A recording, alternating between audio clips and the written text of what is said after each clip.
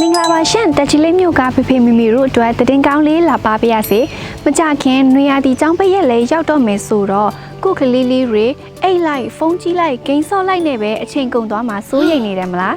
ဒါဆိုရင်ဖုန်းကြည့်ရုံပဲတတ်တဲ့ကလေးတွေကနေနည်းပညာကိုအသုံးချတတ်တဲ့အနာဂတ်လူတော်လေးတွေဖြစ်လာဖို့အတွက်တက်ချီလေး Youth Computer သင်တန်းကျောင်းရဲ့ Summer Computer Program SCP ရှိနေပါပြီနော်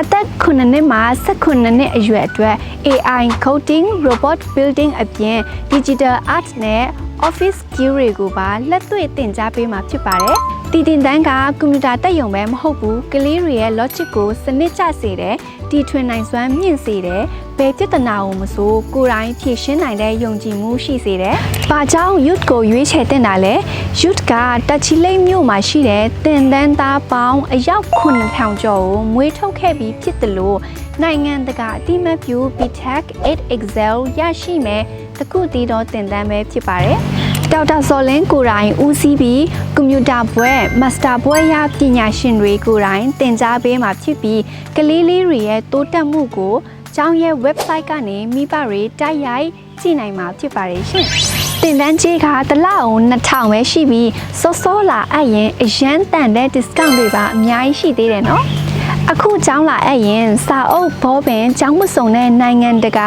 အောင်လက်မှတ်တွေပါအခမဲ့ရရှိမှာဖြစ်လို့နောက်ကျတဲ့ထိစောင့်မနေပဲအခုပဲမြင်မြင်လေးစရင်အပ်လိုက်တော့နော်။နွေရာသီကိုအကောင်းဆုံးအသုံးချနိုင်ဖို့အဆင်သင့်ဖြစ်ပြီဆိုရင် comment မှာ SCP လို့မှတ်ခဲ့ပါရှင်။ဒါမှမဟုတ် Messenger ကိုလည်းတိုက်ရိုက်လာလို့ရပါတယ်နော်။ဆက်သွယ်ရမယ့်ဖုန်းနံပါတ်တွေကကြတော့ comment မှာမှတ်ထားပေးပါမယ်ရှင်။